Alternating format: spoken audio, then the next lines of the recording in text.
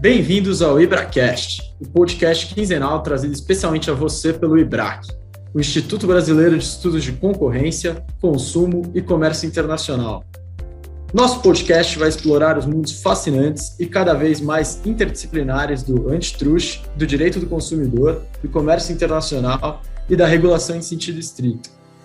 A cada episódio serão convidados especialistas, dentre autoridades, advogados, economistas e acadêmicos, para participarem dos debates mais atuais e relevantes das áreas de atuação do Instituto. Fiquem ligados e curtam o programa.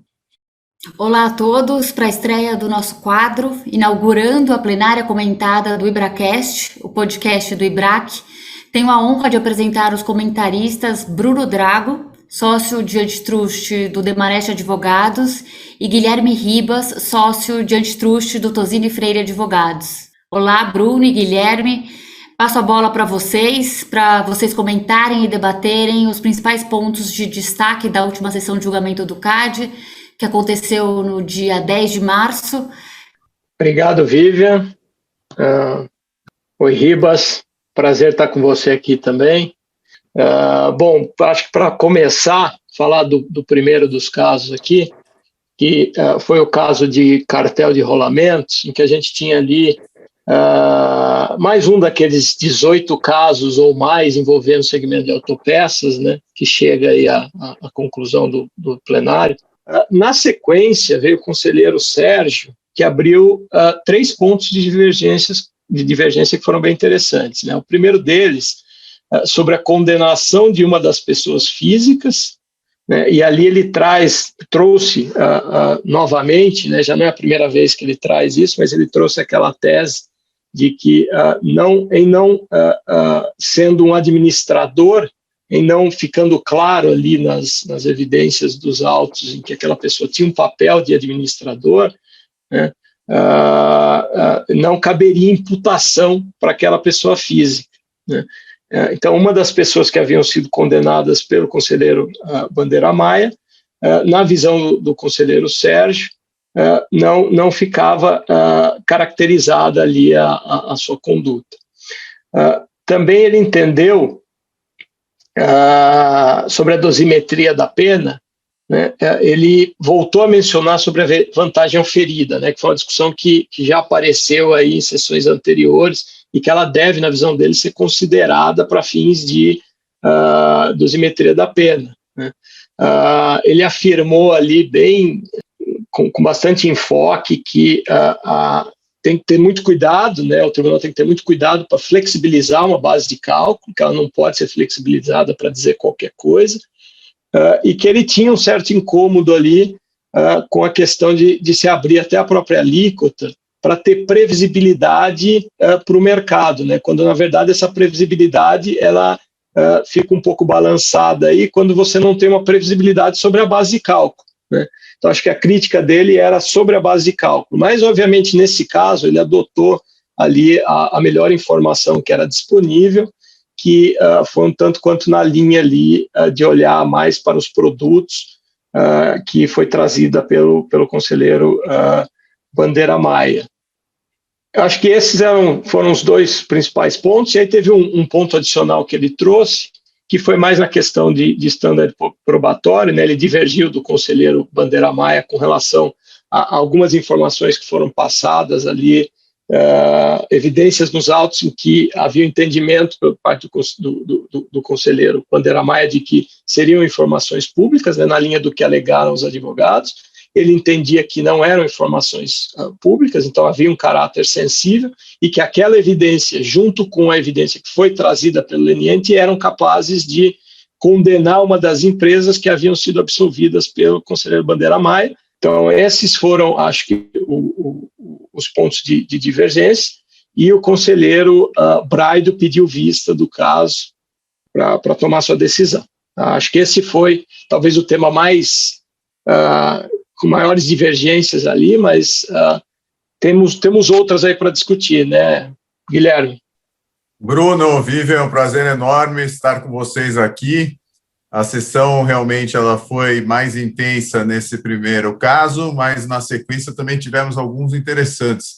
Eu acho que os embargos de declaração no caso que investiga um cartel no mercado de componentes elétricos para comunicações, também teve uma discussão interessante, não tanto quanto ao mérito do caso, os embargos foram rejeitados, até por o conselheiro Sérgio Rabayani ter considerado que eles tentavam rediscutir o mérito da decisão, mas o que foi interessante foi um comentário do conselheiro Sérgio Rabayani de que, com relação a um ponto específico da prescrição quinquenal, ele se alinharia com a jurisprudência do Conselho para dizer que a prescrição seria de 12 anos, porque cartel é crime, previsto em lei penal, mas que isso estava em rediscussão em outros casos. Então, um ponto aí para a gente ficar atento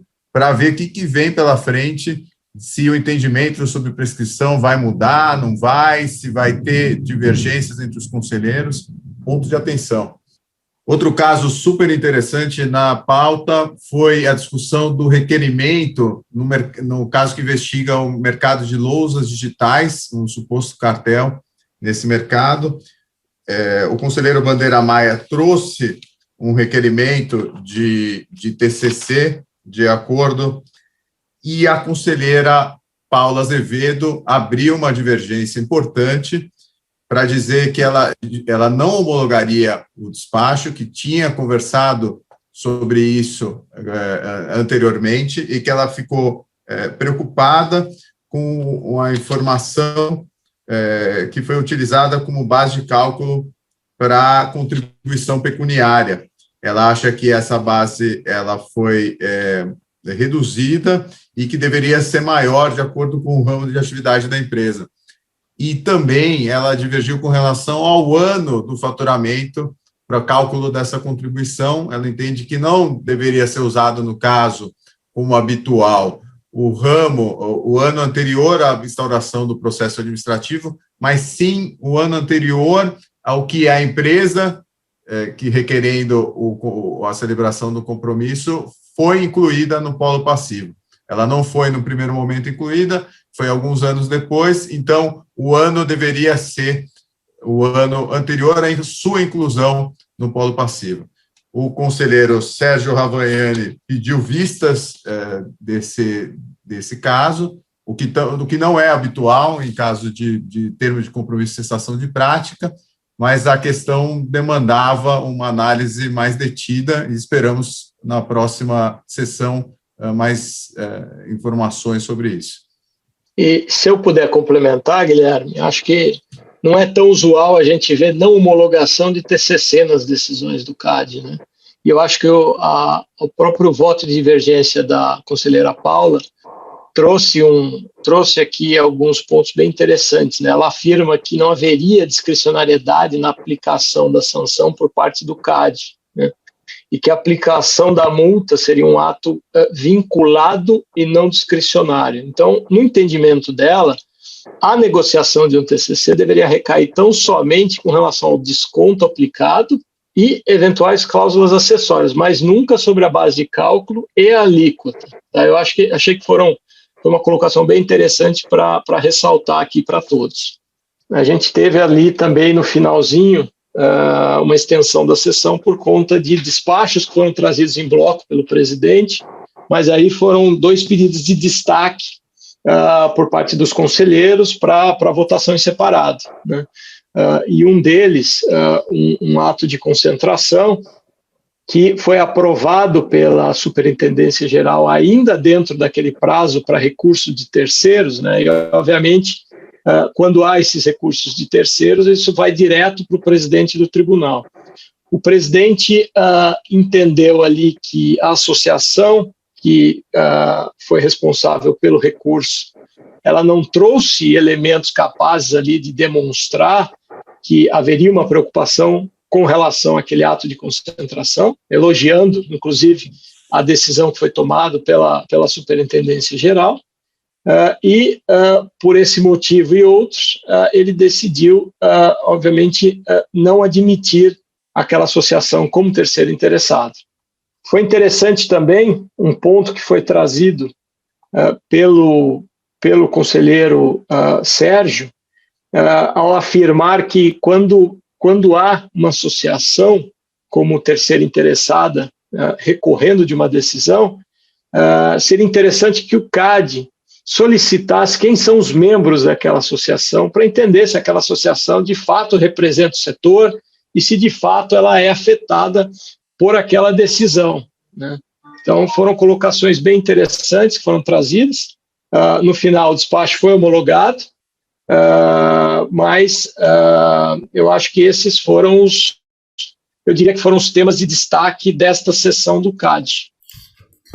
Muito obrigada, Bruno e Guilherme, excelentes comentários, insights bastante interessantes, e vamos precisar deles também ao longo do ano, do nosso quadro especial, Plenária Comentada, porque teremos um ano bastante agitado pela frente. Fiquem ligados para estarem sempre por dentro das principais discussões trazidas pelo Conselho em suas plenárias. Obrigado por ouvir esse episódio do IBRAcast, o podcast produzido e disponibilizado pelo IBRAC, o Instituto Brasileiro de Estudos de Concorrência, Consumo e Comércio Internacional. Visite nosso site, ibrac.org.br, para conhecer todos os nossos comitês especializados, nossos eventos e nosso vasto material biográfico disponível. Nos encontramos no próximo episódio do IBRAcast. Até lá! As opiniões aqui expostas não necessariamente representam aquelas do IBRAC e das instituições a que estão vinculados os participantes.